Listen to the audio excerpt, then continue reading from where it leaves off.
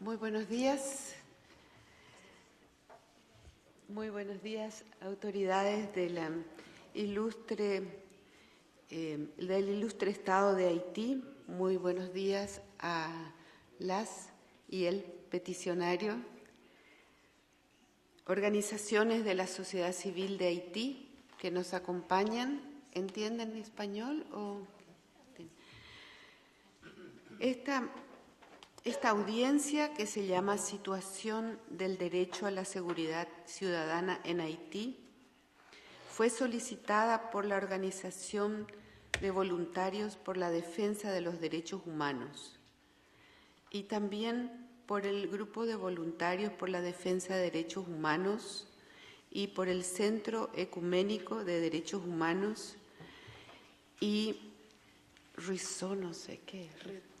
y la Red Nacional de Defensa de Derechos Humanos y la Federación Internacional de Ligas de Derechos Humanos, todos ellos de Haití. Están aquí 3 representantes que se van a presentar cuando hagan uso de la palabra. Les doy inmediatamente el micrófono. Pueden comenzar. Je vous remercie, Madame les commissaires, Monsieur le secrétaire exécutif, et j'étends mon salut à la délégation du gouvernement haïtien. Nous voudrions particulièrement vous remercier pour l'effort fourni d'être venu depuis Haïti. Nous avons participé à d'autres audiences par le passé où l'ambassadeur représentait très dignement, mais nous pensons que c'est un pas important pour le dialogue avec le système interaméricain de protection des droits de l'homme et aussi avec la société civile présente ici. Vivre à l'abri de la peur et du besoin. Cette définition de la sécurité humaine traduit une aspiration essentielle de tout humain à vivre dans la dignité et dans le respect des droits fondamentaux. Or, en Haïti, pour l'immense majorité des Haïtiens, c'est une utopie très lointaine. Nous voudrions, dans le cadre de cette audience, la FIDH et le RNDDH, présenter 2 situations particulières de précarité en termes de sécurité humaine, la situation des personnes sinistrées vivant dans les camps et la situation des prisons. M'accompagne ce matin Rosie Auguste du RNDDH, je suis moi-même Jimena Reyes de la FIDH, et Michel-Ange Louisius du Ravodé va également nous parler de l'insécurité en Haïti. Cet exposé repose sur le constat fait par la FIDH dans le cadre de 4 missions qu'elle a effectuées depuis le tremblement de terre, également du monitoring que effectue le RNDDH et le CEDH dans son travail quotidien. Suite au tremblement de terre, l'afflux exceptionnel d'aide humanitaire a permis d'éviter le pire. Cependant, nous considérons qu'elle n'a pas permis de renforcer réellement les capacités des Haïtiens à prendre eux-mêmes en main la reconstruction du pays et à mettre en place des solutions durables. Ceci est dû, cet constat de semi-échec est dû en partie par l'action des acteurs internationaux, privés et publics, qui ont marginalisé l'État, qui ont marginalisé la société civile haïtienne et qui ont marginalisé les entreprises haïtiennes dans le contexte de la reconstruction. Il reste aujourd'hui, à 3 ans du séisme, 340 000 personnes qui vivent dans les camps de déplacés, qui sont plus de 400. Ces camps, ces personnes dans les camps sont dans des situations de plus en plus précaires. Les abris sont de plus en plus dégradés, la promiscuité et la violence demeurent. Les personnes se sentent également, et nous l'avons constaté lors de nos visites, de plus en plus abandonnées, notamment à cause du phénomène ces derniers mois du départ des grandes ONG qui pendant 2 ans et demi ont géré les camps, et donc il n'y a plus de latrines, ou il n'y a plus personne pour s'occuper de l'entretien des latrines, il n'y a plus de distribution d'eau. On a visité un camp à Péguiville où les gens étaient très affectés dans la crainte, le propriétaire du terrain menacé, de renverser les latrines qui n'avaient pas été changées depuis 3 mois.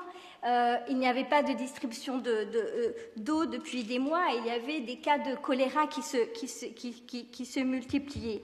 Une autre problématique sur laquelle s'est déjà penchée la Commission interaméricaine est la question des expulsions forcées.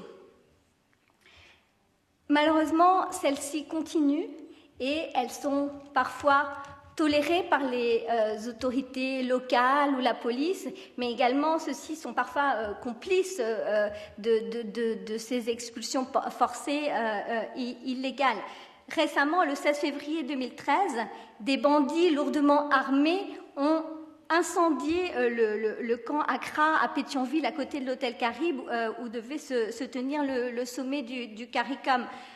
Un peu avant, au mois de janvier, il y a également eu, en compagnie de policiers, des personnes privées qui se sont présentées avec les machettes pour faire fuir les gens du camp Gaston Margon.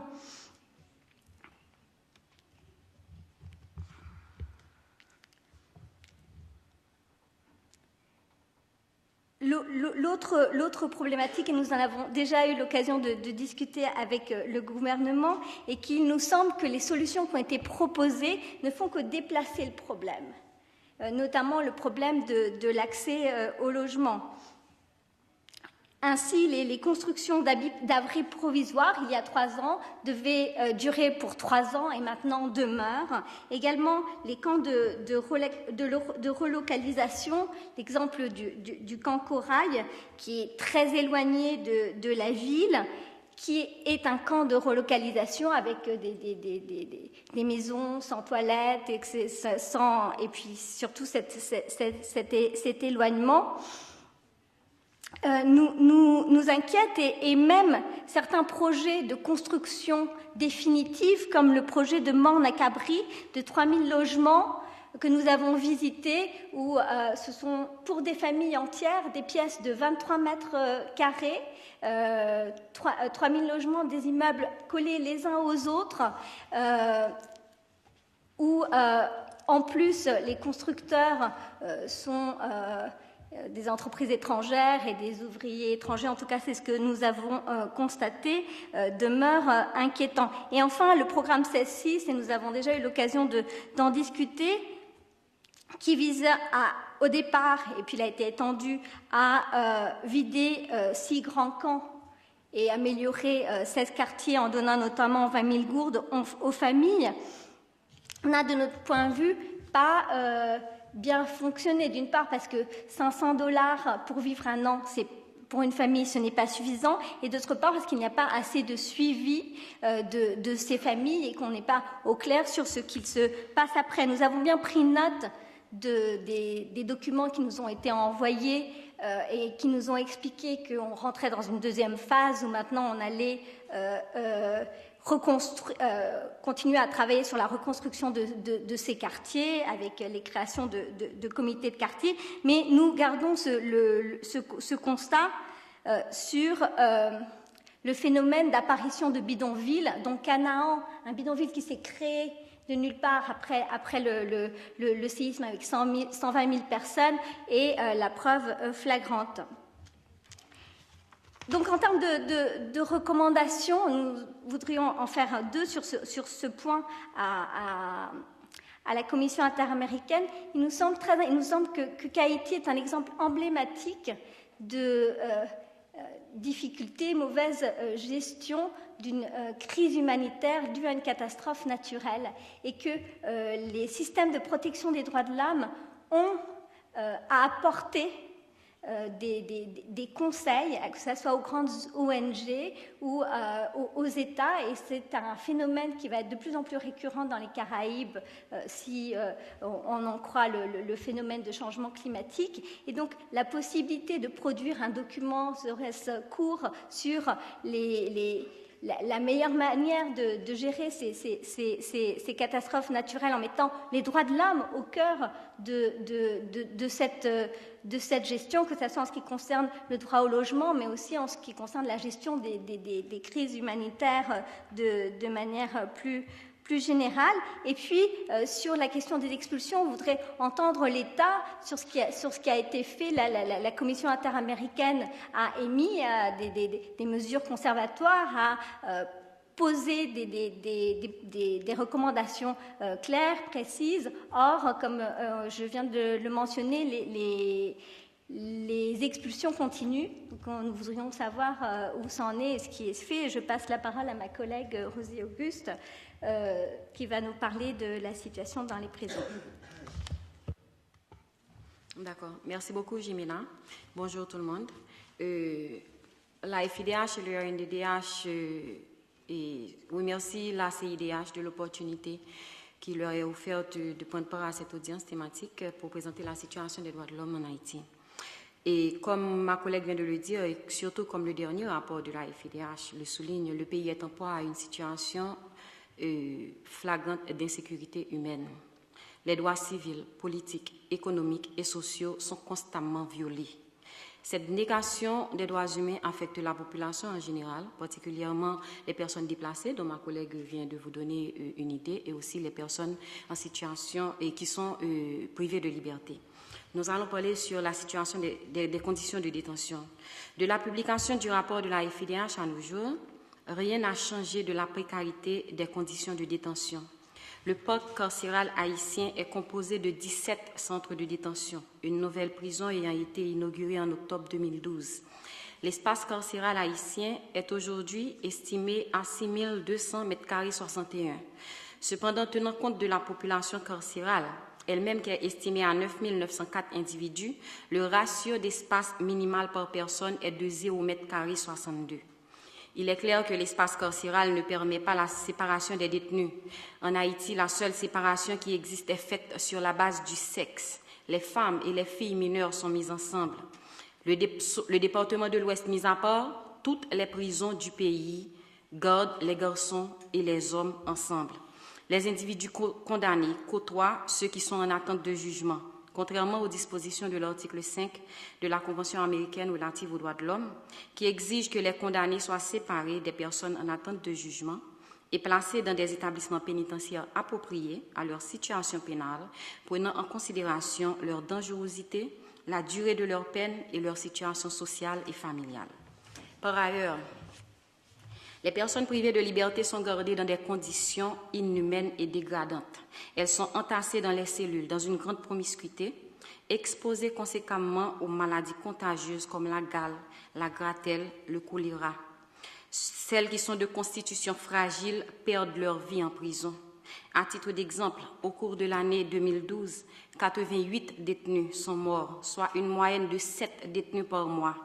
40 de ces détenus décédés proviennent de 3 prisons localisées dans le département de l'Ouest.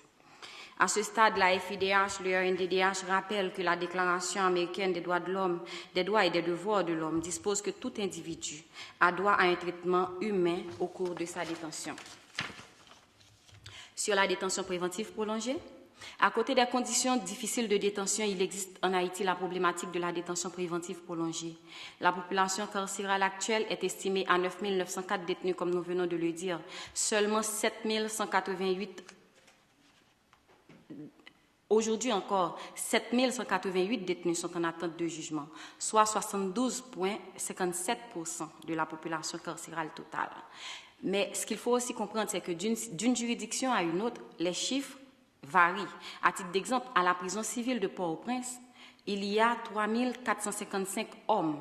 285 seulement d'entre eux sont condamnés, soit 8,19%, ce qui veut dire que 91,81% de ces hommes qui sont incarcérés à la prison civile de Port-au-Prince sont en attente de jugement. Par ailleurs, les femmes incarcérées sont au nombre de 343 sur toute la population carcérale nationale. 92 seulement d'entre elles sont condamnées. Les dégâts de ce drame de la détention préventive prolongée sont patents. Les mineurs ne sont pas épargnés non plus. Parmi les 24 mineurs filles qui sont en détention, aucune n'est condamnée jusqu'à date. Cette situation est contraire à l'article 24 de la Déclaration américaine des droits de l'homme et des devoirs de l'homme, qui stipule clairement que tout individu qui a été privé de sa liberté a droit à ce que le juge vérifie immédiatement la légalité de cette mesure et à être jugé sans retard ou, dans le cas contraire, à être mis en liberté.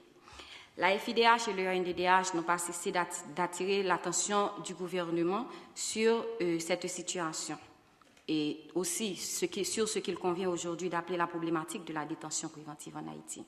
Cependant, les différentes mesures qui sont prises par les autorités ne sont que cosmétiques. Aujourd'hui, le ministère aux droits de l'homme et à la réduction de la pauvreté extrême se lance dans une campagne de distribution de matelas, de couverts et de kits hygiéniques aux personnes privées de liberté. Si ces interventions sont de nature à améliorer les conditions de détention, elles affaiblissent l'administration pénitentiaire, qui est l'institution appelée à garder les prisonniers et aussi à gérer leur détention. De plus, des commissions devant se pencher sur le drame de la détention préventive ont été créées. Des tribunaux ad hoc ont été installés dans les prisons avec pour objectif principal de juger les personnes arrêtées pour des délits mineurs. Cependant, à date, les maigres résultats obtenus ne sont pas à la hauteur des attentes. Sur la réforme judiciaire et l'impunité, l'installation du Conseil supérieur du pouvoir judiciaire le 3 juillet 2012 représente un pas positif vers la mise en place d'un pouvoir judiciaire indépendant, libéré de l'influence de l'exécutif. Cependant, les nombreux actes posés par le président de cette structure, Anel Alexis Joseph, démontrent que l'exécutif détient le contrôle du CSPJ. Aujourd'hui, il semble évident que le CSPJ est mis en place non pas pour consacrer l'indépendance du pouvoir judiciaire, mais de préférence pour permettre le montage du Conseil électoral permanent, puisque, tel que prévu par la Constitution amendée, le pouvoir judiciaire doit y déléguer 3 représentants. De scandale à scandale, le CSPJ n'arrive toujours pas à se faire une place au sein de la société. L'impunité, comme vous le savez, en Haïti bat son plein. Cependant, la FIDH et le ANDDH ont bien accueilli le communiqué de presse de la CIDH sur le dossier du dictateur et ex-président Avi Jean-Claude Duvalier. Suite à ce communiqué, ce dernier a comparu devant la Cour d'appel de Port-au-Prince. Des victimes aussi ont été entendues. Toutefois, la FIDH et le ANDDH demandent à la CIDH de rester vigilante quant à ce dossier. Fort de tout ce qui précède, nous en appelons de tous nos voeux à une visite in loco du rapporteur sur les personnes en détention et de la rapportrice sur Haïti.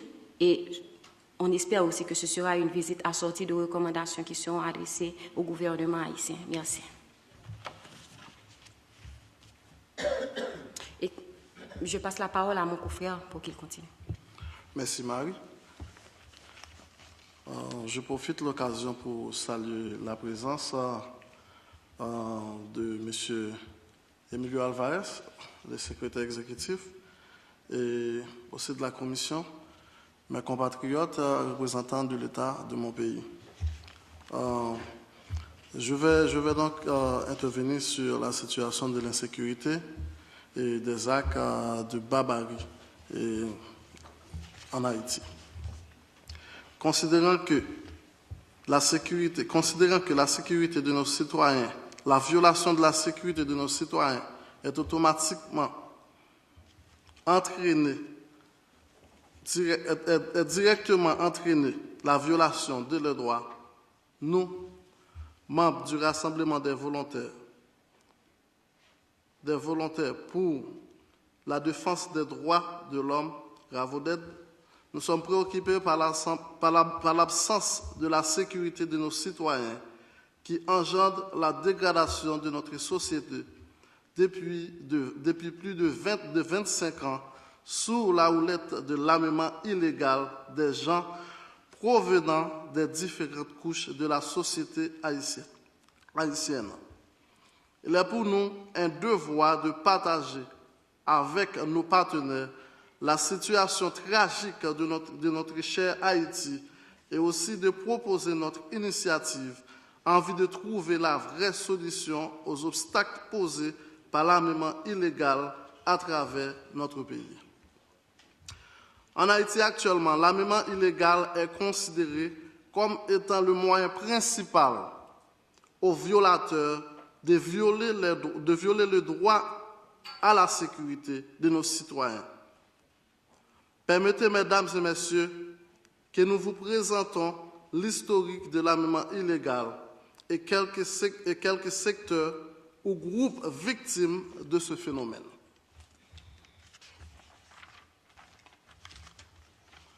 L'armée d'Haïti a été dissoute en 1996 pour être remplacée par la police nationale, PNH, une nouvelle force de police qui devrait prendre le contrôle de la sécurité du territoire malgré son manque d'effectifs et son manque d'expérience d'alors. Tenant compte de la dissolution de l'armée qui a été faite de manière irresponsable et malhonnête, les armes de l'armée n'ont pas reçu sous contrôle, ce qui laissait beaucoup de ces armes-là en possession des gendarmes démobilisés et une partie à une portion de la population qui se réclame d'être activiste partisan du président Aristide, qui était l'artisan principal de cette dissolution. La contrebande au niveau de la douane et des ports du pays a aussi largement contribué à ce fléau qui est en train de détruire le pays actuellement. La participation des dirigeants politiques pour arriver au pouvoir est considérée comme le plus indigne, car depuis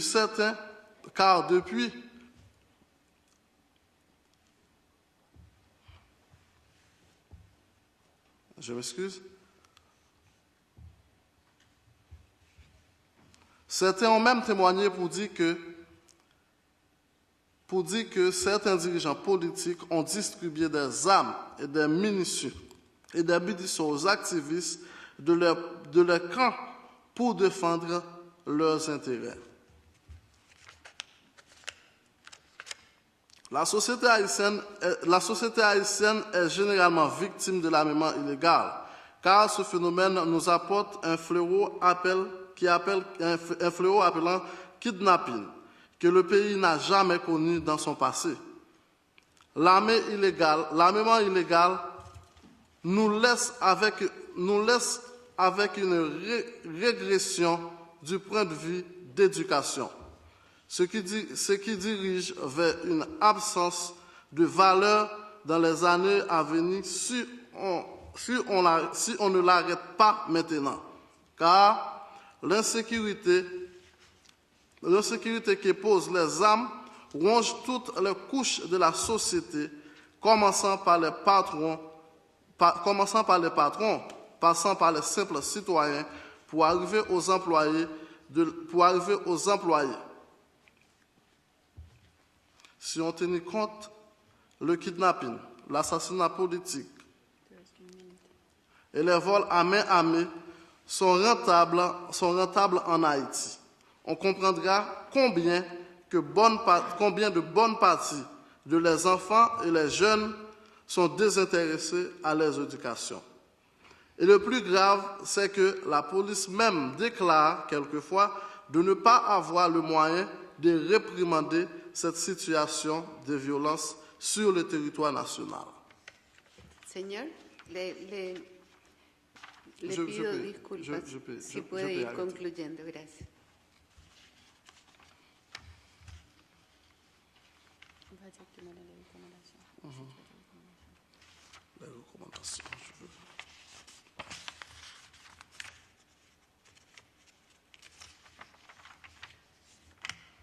Mesdames et messieurs les membres de la CIDH, en votre honorable présence aujourd'hui, nous demandons aux dirigeants de notre pays, au gouvernement haïtien principalement,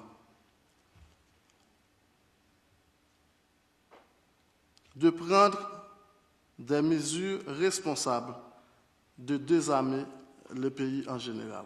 Car nous comprenons que la force qu'utilisent les violateurs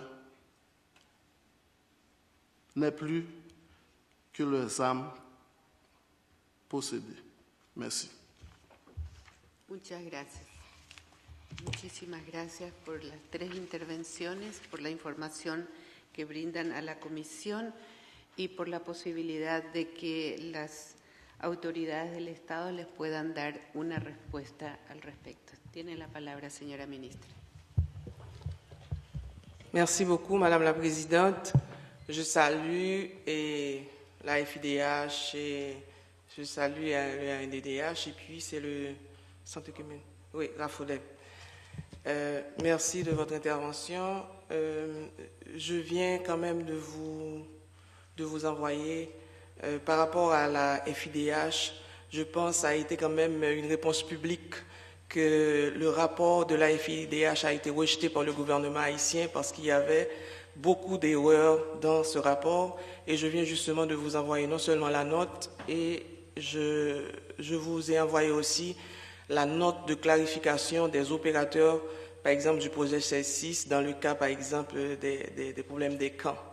Mais je voudrais quand même rassurer la FIDH et le RNDDH pour leur dire que par rapport à la question d'expulsion des camps, nous travaillons en étroite collaboration non seulement avec le projet 16-6, mais il y a des instructions drastiques formelles qui sont passées, par exemple, au secrétaire d'État à la sécurité publique, à la direction et à la direction générale de la police pour apporter justement une surveillance et par rapport à tous ces problèmes qu'on enregistre avec les expulsions forcées.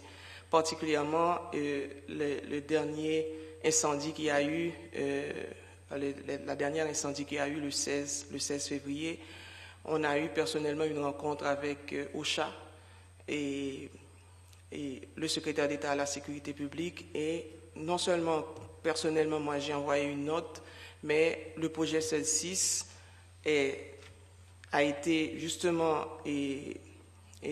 instruite aussi pour accompagner les familles, mais en même temps pour continuer à dialoguer avec les propriétaires. Parce qu'il se trouve que ces problèmes, on les enregistre surtout dans les camps,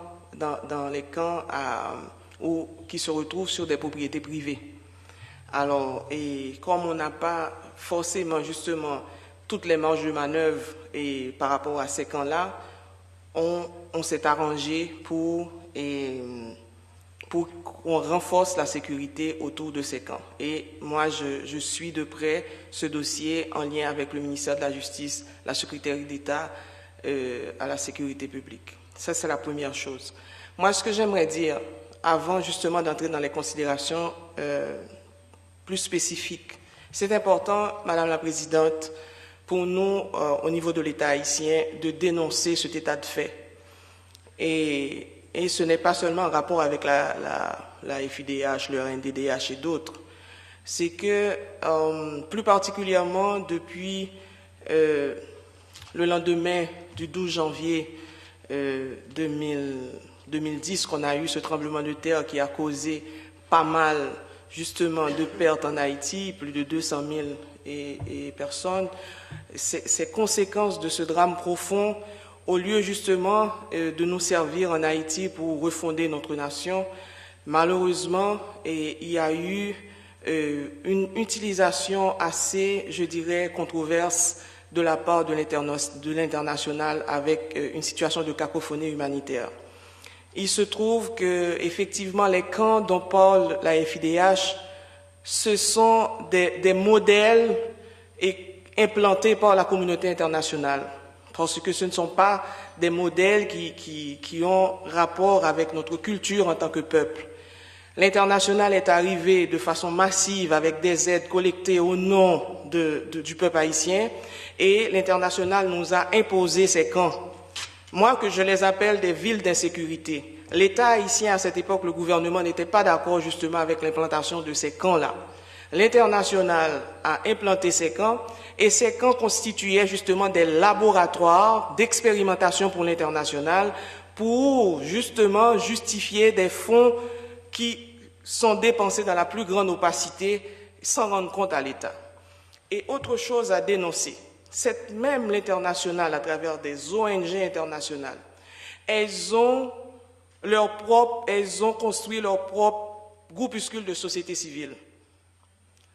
Et ça constitue un vrai problème maintenant dans le pays, c'est qu'on a des ONG nationales aussi de connivence avec l'international qui s'organisent justement pour orienter les informations sans tenir compte des vraies réalités du pays. Et ces mêmes organisations internationales ont leurs propres correspondants, ont leurs propres satellites dans le pays qui stigmatisent, qui déstabilisent l'État. Et c'est ça la situation depuis quelque temps. C'est que les organisations que nous avons justement en Haïti, qui se réclament de la société civile, n'ont pas toujours une relation organique avec la vraie population en Haïti. Et ce sont ces gens-là justement qui continuent justement à faire le jeu des agences internationales de financement qui ne veulent pas rendre compte à l'État, qui travaillent dans la plus grande opacité. La troisième chose à dénoncer, c'est que ces organisations de défense des droits humains internationales qui viennent dans le pays, ces organisations ont toujours la même clientèle qui les informe par rapport à ce qui se passe dans le pays. Et le vrai interlocuteur qui serait normalement l'État haïtien, mais c'est que ce vrai interlocuteur n'est pas toujours consulté, ou du moins si cet interlocuteur est consulté, mais ce que dit cet interlocuteur, on n'en tient pas compte, sinon on tient compte justement de cette clientèle, mais une clientèle qui ne s'informe pas vraiment, qui ne se documente pas par rapport à ce qui se passe au niveau du gouvernement, par rapport aux actions gouvernementales. Et on a eu à le dire, par exemple, à la FIDH, c'est pour ça qu'on a rejeté son rapport la dernière fois. Alors c'était pour vous dire qu'il y a un problème sérieux depuis quelque temps. Ces ONG internationales de défense des droits humains arrivent dans le pays pour une mission d'une semaine ou des fois de 6 jours avec leur propre représentation par rapport au pays, et ces organisations prétendent comprendre ce qui se passe dans le pays et même toutes les actions gouvernementales non documentées par leur clientèle. Et ça pose de sérieux problèmes. Par contre, moi je dirais, et par rapport à l'intervention du RNDDH, on est conscient qu'au niveau de la prison, il n'y a pas un problème de surpopulation carcérale, il y a effectivement un problème de sous-capacité pour accueillir la population carcérale. Et ce problème de sous-capacité qu'on a, au niveau de l'État, il y a toute une vaste opération aujourd'hui de concert avec la direction administrative pénitentiaire pour apporter justement beaucoup d'améliorations. Bon, je ne vais pas entrer en polémique avec le RNDDH qui appelle cosmétique, des interventions cosmétiques. Mon bureau, de concert avec la direction et administrative pénitentiaire, effectivement, nous sommes en train de voir comment améliorer le cadre de vie des détenus, peu importe que le RNDDH pense que ça soit des interventions cosmétiques. Effectivement, on est dans une première phase et j'ai envoyé quand même le schedule de livraison où effectivement on distribue des matelas, des vêtements, des kits d'hygiène, ce que faisaient avant de façon justement très limitée les ONG. Est-ce qu'aujourd'hui, parce que l'État essaie de prendre ses responsabilités, c'est pour ça qu'on est stigmatisé, qu'on fait des interventions cosmétiques? C'est pour dire justement que c'est une réaction défensive, c'est que les ONG justement qui s'organisent à collecter, à rentrer dans les prisons et simplement collecter des informations pour présenter des projets sur le dos de cette prison, justement, cette situation-là, est-ce que ça leur dérange aujourd'hui que l'État essaie de prendre ses responsabilités?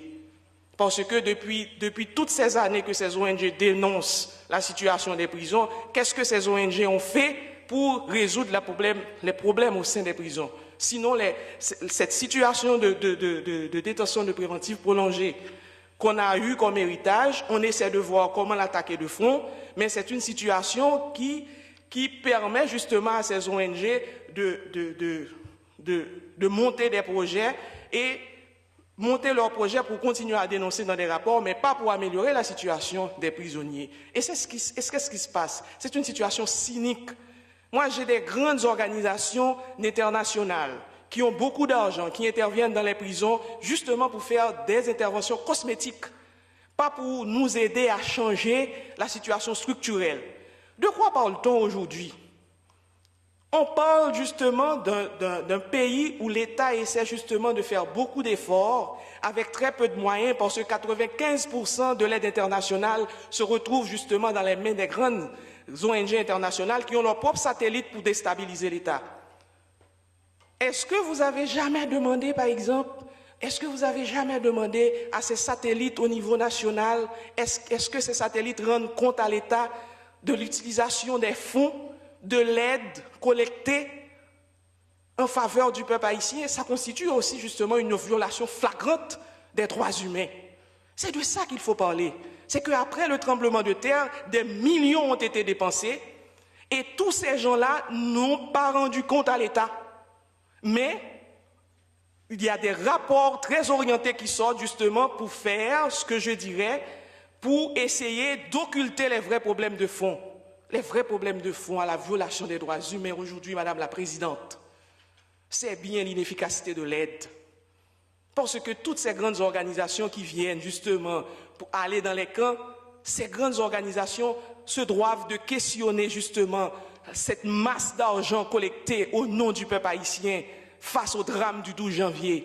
Et aujourd'hui, on se retrouve, nous autres, avec très peu de moyens, on essaie de se relever. On est conscient, le RNDDH, on est conscient des problèmes des prisons. Et c'est pour ça justement qu'on veut attaquer de front aujourd'hui les problèmes des prisons. On ne veut plus justement que les ONG utilisent les prisons pour continuer à exister comme ONG. On veut ramasser notre responsabilité, on est en train de ramasser notre responsabilité. Que vous appelez ça cosmétique, ça c'est votre affaire. Mais nous prenons notre responsabilité, le RNDDH. Nous prenons notre responsabilité. Moi, je voudrais quand même vous dire, par rapport à la question de la sécurité publique, il y a beaucoup d'efforts que nous sommes en train justement de mettre en place. Parce qu'on s'est dit, avec l'effectif de la police, on sait qu'il y a beaucoup de problèmes pour arriver, par exemple, si je prends l'exemple d'un mégapole comme bidonville, comme Cité Soleil, on ne peut pas demander justement à 20 ou 30 policiers de résoudre le problème de sécurité. C'est pour ça qu'il y a vraiment un task force avec plusieurs ministères. On veut approcher le problème de façon interministérielle. On s'est dit que toutes les interventions publiques dans les zones doivent se renforcer pour permettre justement à la police de faire son travail. Parce que, pourquoi il y a autant de violence dans ces zones? C'est parce qu'il y a des problèmes d'absence ou bien des fois de manque de services sociaux de base. Et ce task force, avec le ministère de la Santé, avec le ministère de l'Éducation nationale, avec le ministère de la Défense civile, le ministère justement de la Justice et mon bureau aussi, on essaie de voir comment mettre une plateforme intersectorielle contre les violences explosives dans les bidonvilles. Parce qu'on s'est dit qu'on ne peut pas à coup sûr tout le temps envoyer la police résoudre les conséquences de problèmes de violence systémique. Parce que les gens, pourquoi il y a autant de violences explosives dans les bidonvilles? C'est parce qu'il y a une pauvreté extrême. Une pauvreté extrême que le gouvernement est en train d'attaquer de front aujourd'hui. Pourquoi il y a autant justement de gens dans les prisons?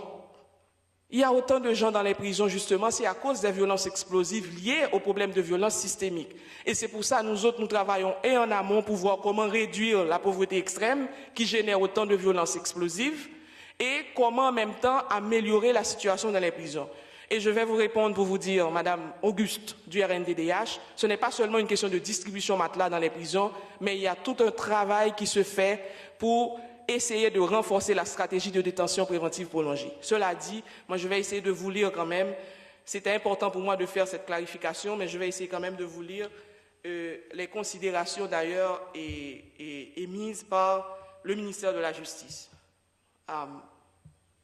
Considération sur la situation du droit à la sécurité publique, la nécessité d'améliorer la couverture sécuritaire à laquelle a droit la population fait l'objet de la constante préoccupation du gouvernement. Vous n'êtes pas le seul. Actuellement, la police nationale d'Haïti, auxiliaire de la justice, représente la seule institution appelée à garantir la sécurité de la population. Mais elle est en sous-effectif par rapport à la population qu'elle est appelée à servir, soit un chiffre de 10 181 policiers pour 10 millions d'habitants. Compte tenu de la limitation des ressources disponibles, l'institution policière projette d'atteindre le nombre de 15 000 à partir de l'année 2016. Ainsi, fort du leitmotiv de la présidence Haiti is Open for Business, le renforcement de la PNH demeure l'une des priorités de l'État en vue d'assurer et de maintenir une situation sécuritaire. Si à quelques occasions, il est constaté de manière inexpliquée une montée de l'insécurité, les derniers rapports mensuels de la PNH font état d'une baisse de la criminalité ainsi que d'une augmentation du nombre de bandits appréhendés.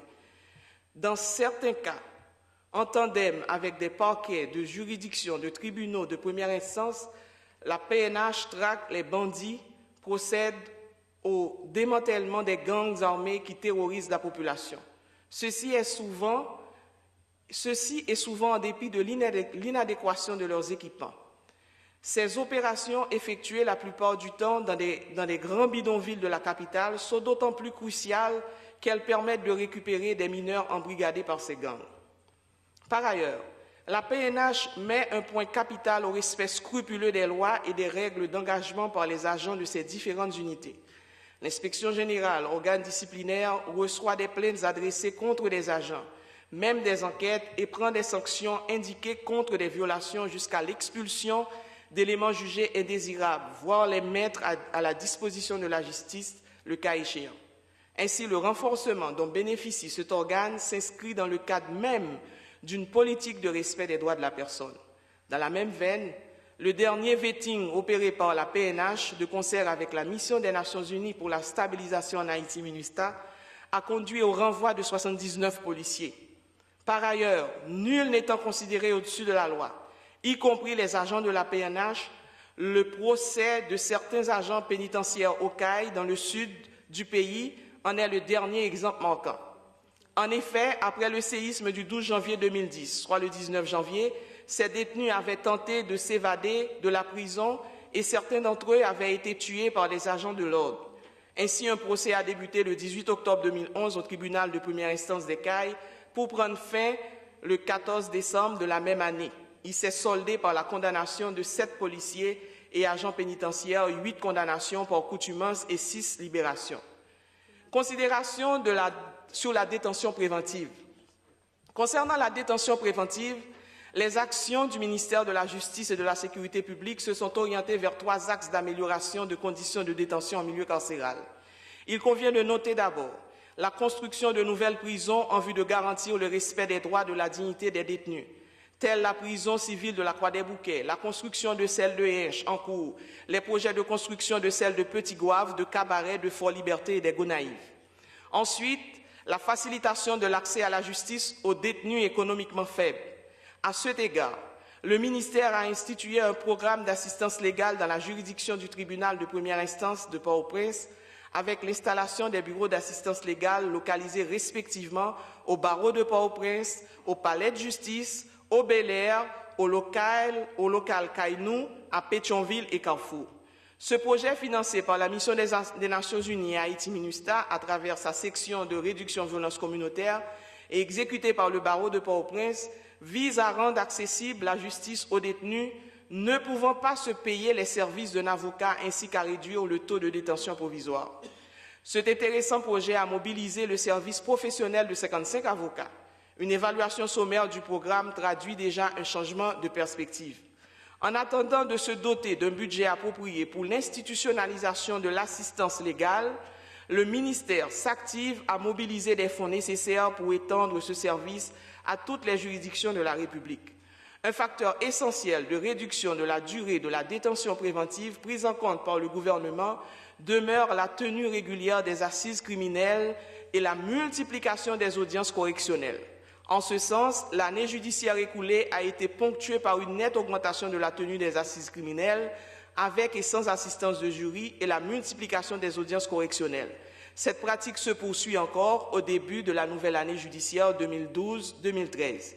Il est prévu, dans l'optique de diminuer le temps de prévention préventive de faire adopter des projets de code pénal et du code de procédure pénale, notamment le code de procédure pénale qui prévoit un juge de l'enquête et des libertés. Relativement au respect des droits de la personne privée de liberté, le gouvernement a initié à travers le ministère qui je dirige, alors je parle justement du programme justement, ce que le RNDDH appelle cosmétique, un programme de réhabilitation sociale des détenus par la réalisation d'un certain nombre d'activités de sociothérapie dans les prisons telles la peinture, le théâtre, l'atelier d'écriture, l'artisanat. Bon, et je voudrais quand même donner la parole à d'autres collègues qui sont là de la délégation. Mais c'était quand même important pour nous de clarifier certains points parce qu'au niveau de la CIDH, on n'a aucune idée justement de ce vaste complot de la part des ONG internationales qui continuent à dépenser de l'argent dans la plus grande opacité, qui ne rendent compte pas à l'État. Et j'aimerais bien demander à la CIDH, est-ce que vous avez quand même investigué par rapport à la légitimité de ces organisations? Est-ce que ce sont des organisations vraiment fiables, crédibles? Est-ce que ce sont des organisations qui rendent compte à l'État de l'argent, justement, de l'argent collecté au nom des Haïtiens? Parce que nous sommes quand même une nation, nous sommes un État, il y a des règles chez nous. Et le plus souvent, ce sont ces organisations qui ne sont pas reconnues par l'État haïtien, utilisées par des agences internationales de financement qui viennent dans le pays, qui interviennent dans le pays, qui interviennent dans ce pays avec une masse d'argent collecté au nom des Haïtiens et qui veulent utiliser cet argent dans la plus grande opacité, sans rendre compte à l'État, et qu'ils ont leur propre satellite pour déstabiliser l'État à travers vraiment des rapports avec des informations erronées. Nous sommes d'accord qu'il y ait des organisations de défense des droits humains qui existent, mais nous voulons justement que ces organisations disent la vérité. Que ces organisations disent la vérité.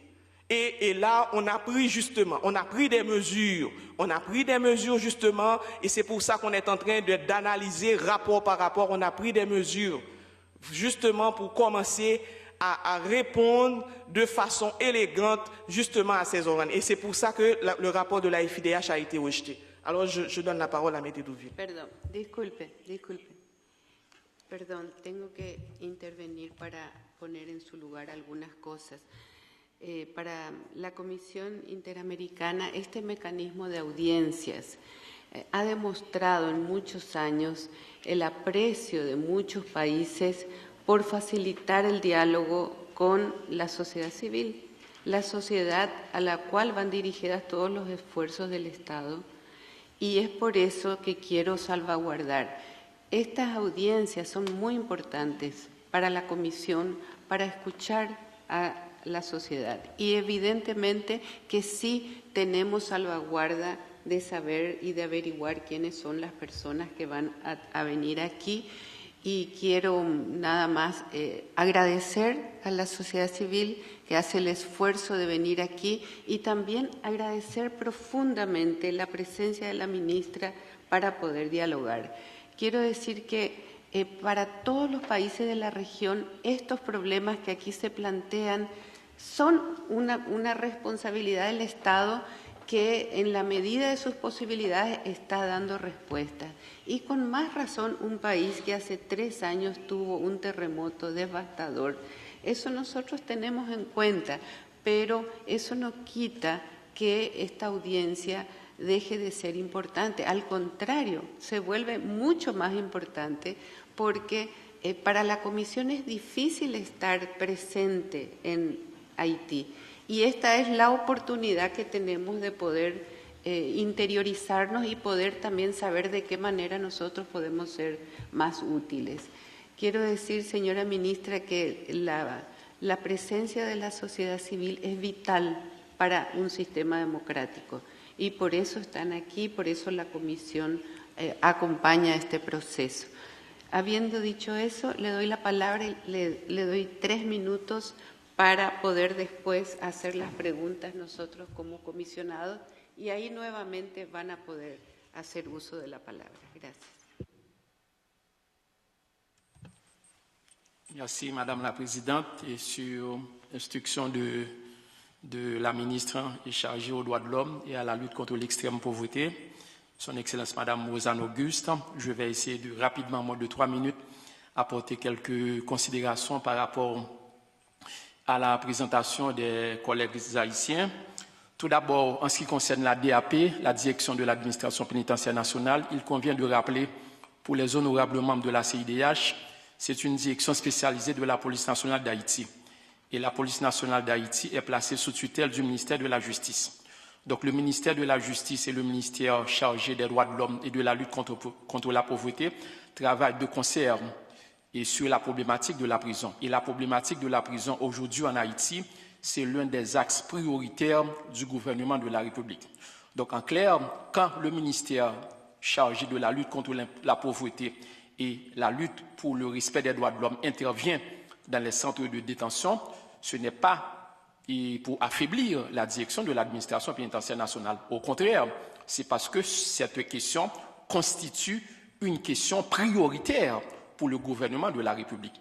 Et le ministère chargé des droits de l'homme travaille bien entendu avec des partenaires internationaux qui sont sur le terrain, notamment par exemple au commissariat aux droits de l'homme, le programme des Nations Unies pour le développement, des ambassades accréditées en Haïti. Donc c'est une question vitale pour nous autres dans la mesure où que l'état de droit constitue un pilier important pour le gouvernement de la République.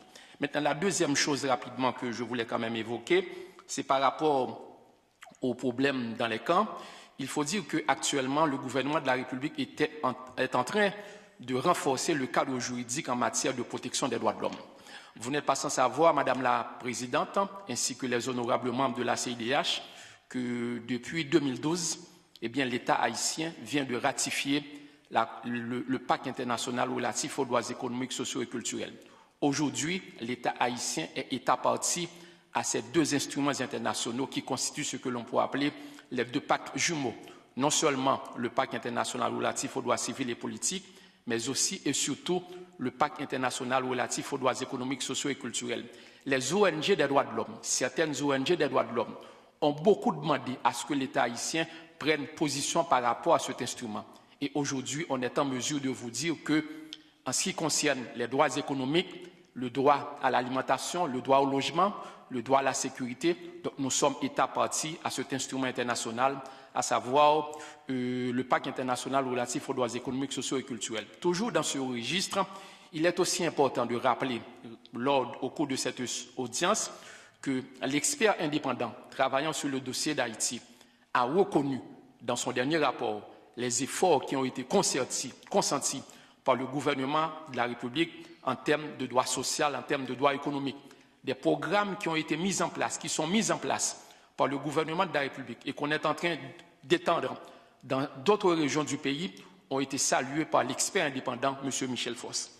Et pour terminer, il y a lieu de dire qu'il y a aussi un partenariat qui est développé entre le ministère chargé des droits de l'homme et de la lutte contre l'extrême pauvreté avec d'autres institutions qui interviennent dans le domaine de la prison. Par exemple, nous pouvons citer le Comité international de la Croix-Rouge, qui est un partenaire important. Et tout ceci, c'est pour vous dire qu'on est sur le point de travailler pour l'établissement véritablement d'un état de droit. On a une version de la Constitution qui a été amendée et qui prévoit la mise en place de certaines institutions. Le Conseil supérieur du pouvoir judiciaire qui est déjà mis en place. Nous avons prévu aussi une Cour constitutionnelle qui aura pour mission de régulariser, de se pencher sur les conflits entre les différentes institutions. Donc, en clair, les institutions sont en train d'être renforcées, le cadre juridique est en train de renforcer et le gouvernement, on peut le dire, a la volonté d'arriver à ce que l'on peut appeler la construction véritablement d'un état de droit en Haïti. Je vous remercie. Muchísimas gracias. Paso la palabra entonces a la vicepresidenta primera de la Comisión Interamericana, comisionada Robinson. Thank you very much, President. I want to echo the observations of Commissioner Ortiz on the importance of hearings like this, not just because of the opportunity, they provide for civil society to share their... Can you hear me, Minister? Yeah. Good. not just for the opportunity they provide for civil society to share their concerns, but very importantly, for the opportunity in a public and international forum for the state to respond and to let the wider community know what it is doing, but also to confirm that the Commission makes its own assessments. I believe, Commissioner Ortiz, you have been to Haiti 3 times in 2012. And so the Commission is deeply committed to the progress and the work being done in Haiti and has committed its resources to continue to monitor and support the work of the state. I had a couple of questions for the state and one for the petitioners. Minister, I would welcome getting a picture of the structure in your Ministry of Human Rights, the number of officers you have, the kind of support you have.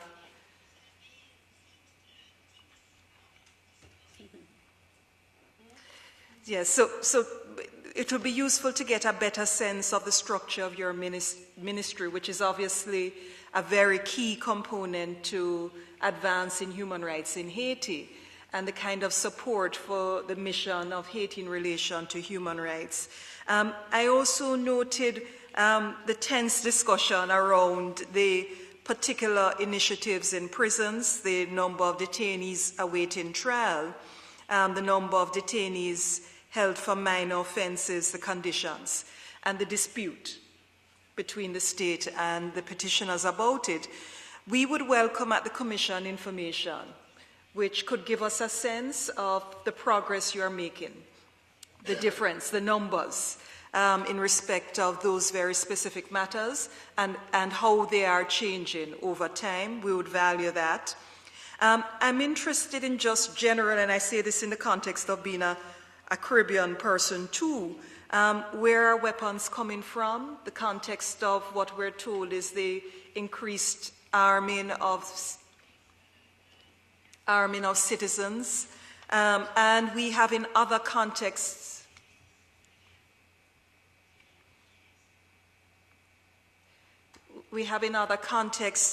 heard about concerns about deportees, and since we have the state with us, to hear your thoughts in relation to that as well.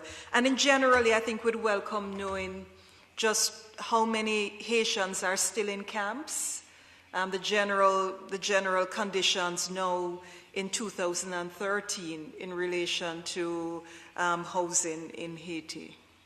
Thank you. Muchas gracias, vicepresidenta. Yo quisiera agregar también, sumarme a la preocupación en relación a las armas. Hemos visto que la seguridad ciudadana solo puede ser conseguida si se trabaja en base a los derechos humanos. Por eso estamos muy contentos por la creación de este Ministerio de Derechos Humanos, pero nos gustaría saber qué esfuerzos ha hecho el Estado para solucionar este acceso tan fácil a las armas por parte de grupos de la población o del crimen organizado. ¿De dónde consiguen? ¿Es una trata de armas que existe en el país? ¿Cómo está encarando el Estado frenar el acceso de armas? Ya que afecta a adultos, afecta a niños. Ya hemos tenido la otra audiencia en relación a niños armados y queremos saber qué medidas concretas y qué efecto están teniendo esas medidas. También quisiera aprovechar para preguntar si el Estado de Haití ha hecho alguna investigación que pueda demostrar cuál ha sido el rol que ha tenido el número de deportados desde Estados Unidos para el funcionamiento del crimen organizado. ¿Hay alguna relación o no que nos pueden decir al respecto? Y también me gustaría saber en relación a la impunidad, que la impunidad es justamente lo que invita al crimen organizado a actuar. ¿Qué medidas concretas tienen y qué efecto han dado esas medidas para luchar contra la impunidad? Gracias. Y una pregunta más de parte de mi colega. My apologies, I did have a question for the petitioners. We've noted the observations and the concerns of the government about a report you have prepared. From the Commission side, what we do here and what you bring, the information you bring, is extremely important. But we know the extraordinary circumstances after the earthquake, and I do want to find out about coordination between NGOs to support the process of state building and the full respect for human rights. So we would welcome information from you on how NGOs are working together to support that exercise. Voy a dar la palabra al secretario ejecutivo, que también quiere hacer una pregunta, y yo aprovecho para agregar una más. Si es que existen, continúa la expulsión de los campamentos, si tienen un protocolo para asegurar que antes de la expulsión los derechos humanos, sobre todo de niños y niñas, está contemplado. Gracias. Gracias, comisionada. Agradecer mucho la presencia tanto del Estado como de los peticionarios. Solo una reflexión de orden general y un par de preguntas. Nos parece que en el ámbito de la cooperación es fundamental tener ubicado que no solo por estar desde la sociedad civil quiere decir que hay una condición de que todas esas organizaciones pudiesen estar en un buen desempeño. Estamos claros que puede haber una contradicción también en la sociedad civil como hay en la sociedad política. Pero me preocuparía que quedase en el ambiente una idea, porque se ha reiterado en las dos exposiciones, que ante los planteamientos pudiese mandar su mensaje de descalificación a organizaciones de la sociedad civil. La Comisión Interamericana de Derechos Humanos, en su informe sobre la situación de los defensores, ha insistido en la importancia y pertinencia del derecho a defender los derechos humanos. Y en ese particular es importante los mensajes que el Estado manda y que manda en estos foros, porque me parecería delicado que eso pudiese significar un factor de desinhibir la participación de la sociedad civil. En ese particular, me interesaría mucho saber qué acciones está haciendo el Estado para garantizar la defensa de los derechos humanos, qué acciones está haciendo su ministerio en trabajo con las organizaciones de la sociedad civil, por ejemplo, como existe en algunos otros países, mecanismos de colaboración, mecanismos de protección, porque entendiendo los dilemas que la ministra ha subrayado, me gustaría también conocer el otro lado de la moneda. Cuáles son las acciones que de manera conjunta hacen, cuáles son los mecanismos de protección, para que no quede en el ambiente una condición de descalificación implícita, o al menos en mi lectura pareciese es un tema delicado, por lo que la Comisión ha manifestado la responsabilidad estatal de contribuir a garantizar el derecho a defender los derechos humanos. Y la segunda reflexión tendría que ver algunas ideas, si nos pudiese platicar sobre qué acciones están tomando para medidas alternativas en prisión preventiva, si nos pudiese un poquito platicar, si no tiene condición ahora, en un momento posterior, o también cómo están desarrollando acciones para enfrentar los problemas del hacinamiento o algunas otras acciones de política pública. La Comisión ayer presentaba un informe y ahí hay algunas propuestas que eventualmente podrían ser materia de trabajo conjunto, pero lo pongo con la voluntad de la colaboración y la voluntad de la sinergia con la República de Haití. Muchas gracias, Presidenta. Excusez-moi. Merci beaucoup, Madame la Présidente, Madame la Vice-Présidente et puis le secrétaire exécutif de la CIDH. Merci. Bon, je voudrais m'excuser pour tout à l'heure, mais c'était pas une réaction défensive, mais c'est juste pour vous dire qu'on a vraiment un ras-le-bol au niveau de l'État haïtien de cette manière de faire par surtout les ONG internationales et leur vaste utilisation des satellites sur place et pour continuer justement à déstabiliser l'État. On veut prendre ça très au sérieux, mais on veut vraiment que une institution aussi prestigieuse comme la CIDH comprenne aussi cette réalité.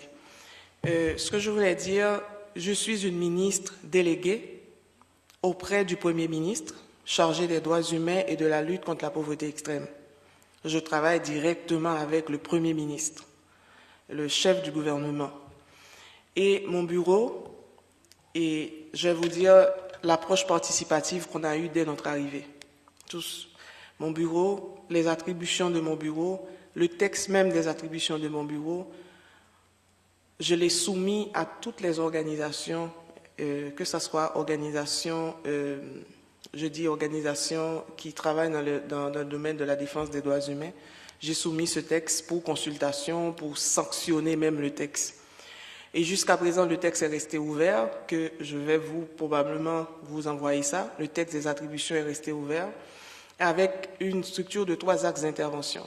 Il y a un axe d'intervention sur la lutte contre la pauvreté extrême, un axe d'intervention sur la question des droits de la personne et des libertés fondamentales, et un axe d'intervention, ce que j'appelle unité de recherche de solutions innovantes, soit par rapport à la question des droits humains, soit par rapport à la question de la lutte contre la pauvreté extrême. Et il y a un arrêté, on a travaillé une proposition d'arrêté, et très bientôt nous allons avoir non seulement une commission interministérielle de lutte contre la pauvreté extrême, mais nous travaillons aussi à créer un institut des droits de la personne en Haïti. Nous travaillons et ça va se faire avec justement un comité interinstitutionnel, pas seulement interministériel, je dirais, et avec les représentants de chacun des ministères sectoriels, parce que quand nous parlons de droits, nous ne voyons pas seulement les droits civils et politiques. C'est pour ça que ce soit le ministère de la Condition féminine et aux droits des femmes, que ce soit le ministère de l'Intérieur, tous les autres ministères sectoriels. Et c'est pour ça qu'on veut que cet institut se crée. Et dès que l'arrêté va sortir, la première chose qu'on va faire, c'est de travailler vraiment sur la structure et de cette institution. Et on veut ouvrir justement cet institut des droits de la personne aux organisations de la société civile. Mais nous avons un problème en Haïti, et c'est qu'il faut que les organisations de la société civile soient représentatives effectivement de la population. Parce que moi qui vous parle en tant que ministre chargé des droits humains, moi je travaille avec des centaines d'organisations dans les quartiers précaires.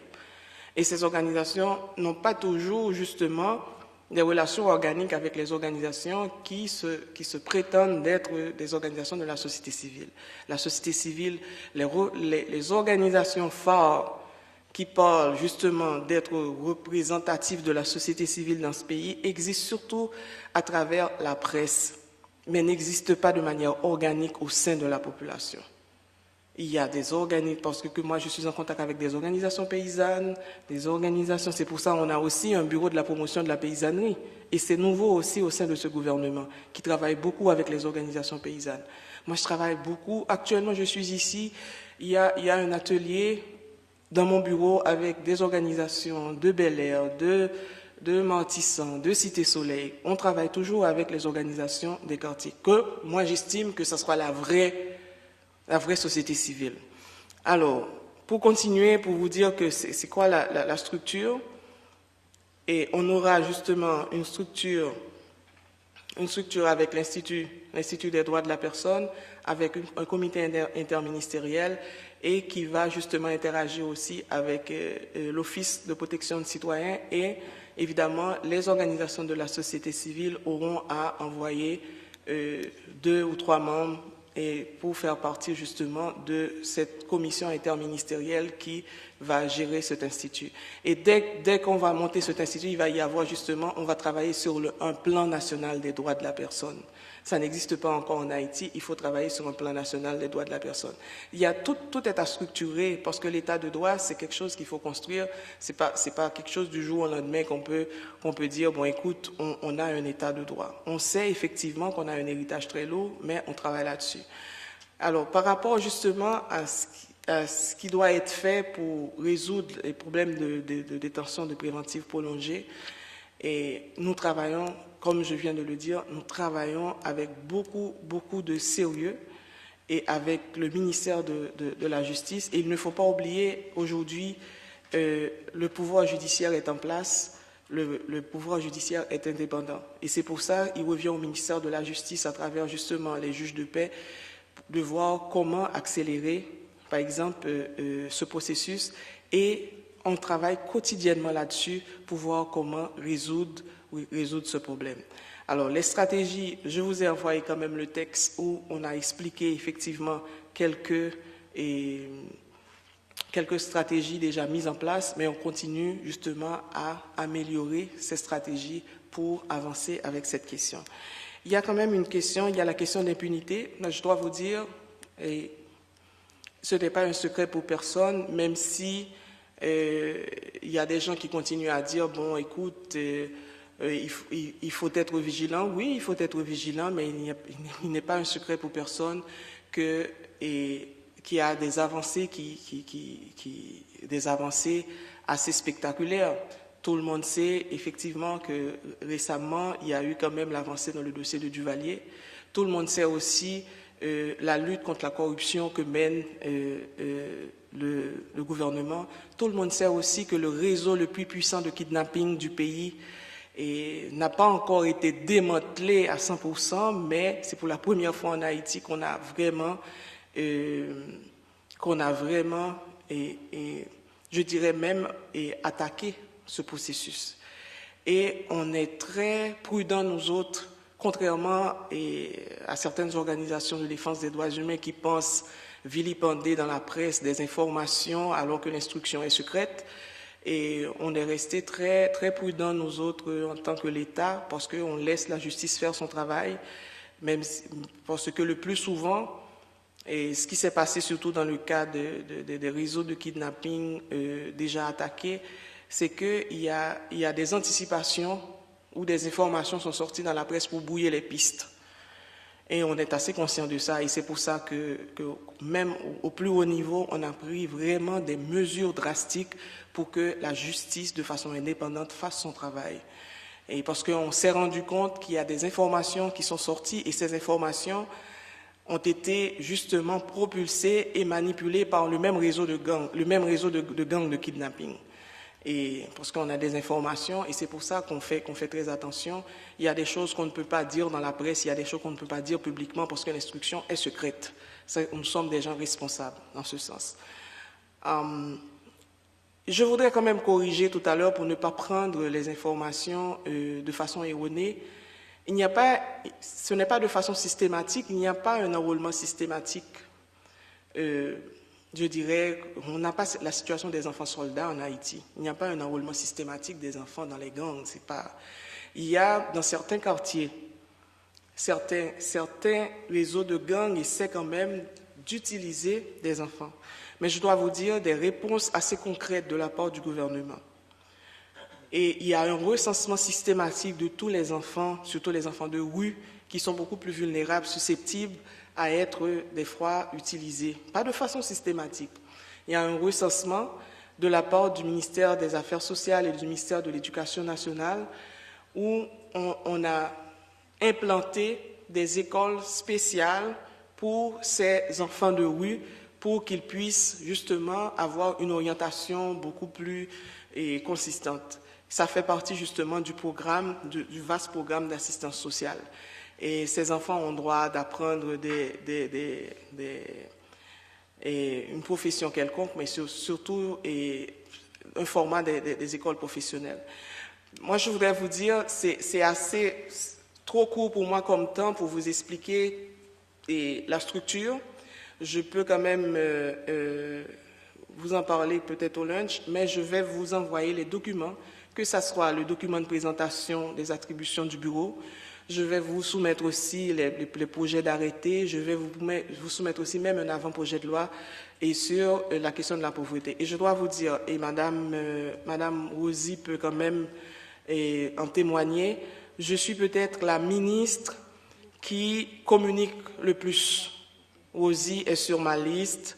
Je fournis des informations tous les jours à toutes les organisations. Mais je ne peux pas garantir que les organisations lisent vraiment les informations. Tout ce qu'on fait au niveau du bureau, tous les textes, on envoie toujours les textes pour que ces textes soient sanctionnés. Surtout le texte du bureau qui a été envoyé au NDDH, à la plateforme des droits humains.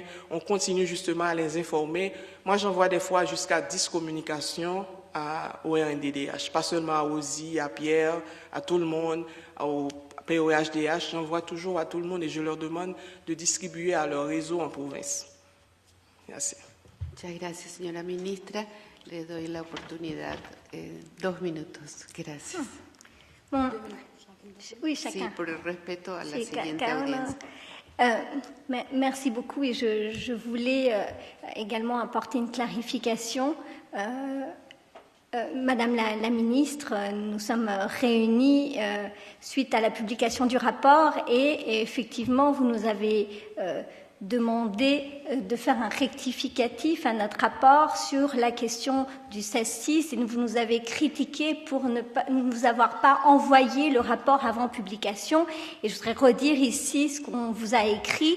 Ce n'est pas dans les habitudes de la FIDH de consulter les gouvernements avant de publier. Ça fait partie de une garantie aussi de notre indépendance. Et puis, nous ne sommes pas là pour donner des satisfecit au gouvernement, soit-il haïtien ou autre, aux agences onusiennes, à la MINUSTA, à la communauté internationale. Nous sommes là pour porter un regard critique sur la mise en œuvre des droits de l'homme.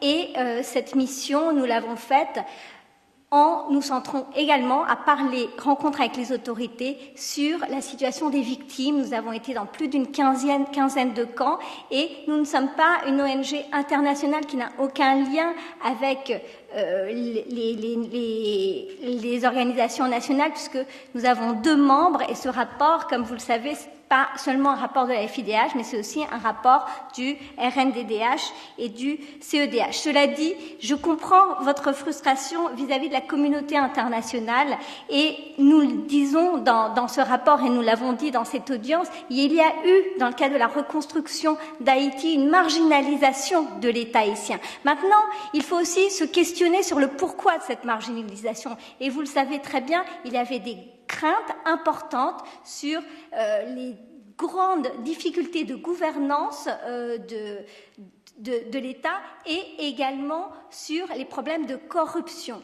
Aujourd'hui, en février, il y a un nouveau mécanisme de coordination de l'aide qui est en train de se mettre en place et il est important et on voudrait savoir qu'est-ce qui va être fait pour lutter contre ce phénomène de corruption qui est aussi un des axes qui mine la situation d'Haïti. Vraiment, c'est très important, je voudrais quand même le souligner parce que Monsieur le secrétaire exécutif le disait, la question des défenseurs. On est inquiet sur certains phénomènes récents qui ont eu lieu, notamment l'année dernière lorsque le commissaire du gouvernement de Port-au-Prince a été démis de ses fonctions et qu'il a expliqué qu'on lui avait demandé d'arrêter d'importants défenseurs des droits de l'homme, notamment un qui est venu ici parler de la situation de Duvalier, mais aussi des avocats qui ont des cas très graves et nous ne voudrions pas que ce phénomène s'accentue. Merci beaucoup. Pero tenemos que respetar una próxima audiencia que fue dada y también tener 5 minutos de reposo para poder abordar un siguiente. Y la ministra puede contestarle si quiere, pero en la próxima audiencia, por favor. D'accord. Mais c'est juste pour vous dire que je vais vous faire parvenir, et Monsieur le secrétaire, le nouveau cadre de coopération. Oui. Et lamentablement, nous n'avons pas beaucoup de temps pour parler de tout ça, mais moi, je fus membre de la CIRH, de la commission intérimaire pour la reconstruction avant d'être ministre. Je pourrais quand même vous en parler longuement. Merci. D'accord, merci bien. No, al contrario. Muchas gracias a usted, señora ministra, y a todos los presentes, muchas gracias. 5 minutos y comenzamos la siguiente audiencia.